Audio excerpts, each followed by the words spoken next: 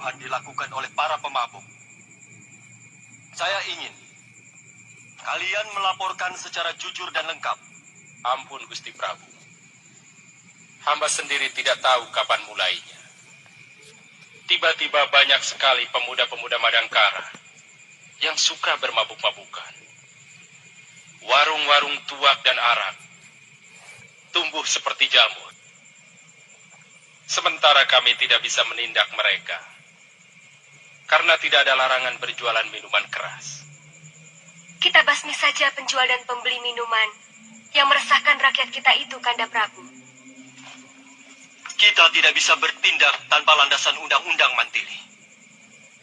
Meskipun hukum Malima itu jelas bisa dipakai untuk menahan para pemabuk, yang perlu kita pikirkan adalah peraturan untuk pembuat dan penjualnya.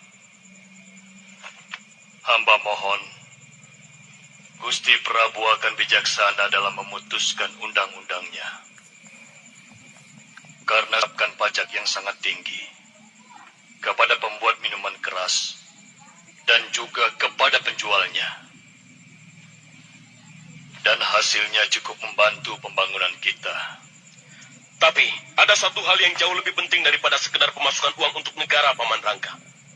Yaitu rusaknya perilaku anak-anak muda Madangkara.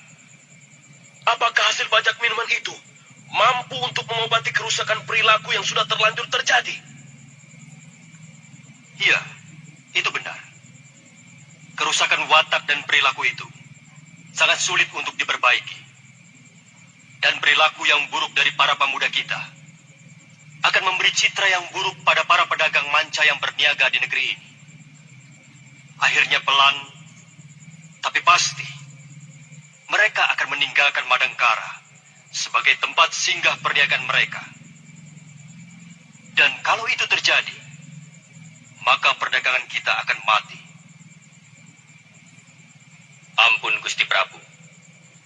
Pendapat hamba ini mungkin agak terlalu berlebihan. Tapi hamba menaruh curiga bahwa munculnya begitu banyak warung minuman. Bahkan penjual makanan keliling pun sekarang menyediakan tuak.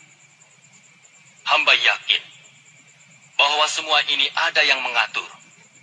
Ada yang merencanakan untuk maksud tertentu. Ya, pendapat Dinda Indra Kumala memang betul, Gusti. Paman Ranggata, apa di kawasan Madangkara ini ada pembuat minuman keras atau sebangsanya? Setahu Paman, hanya ada satu orang yang membuat minuman keras. Itu pun sudah gulung tikar. Tetapi beberapa penjualnya memang masih tercatat sebagai pembayar pajak minuman yang patuh. Sebelum kita bertindak, sebaiknya kita selidiki dulu asal-usul minuman keras itu. Sehingga kita mampu menghancurkan sampai ke akarnya.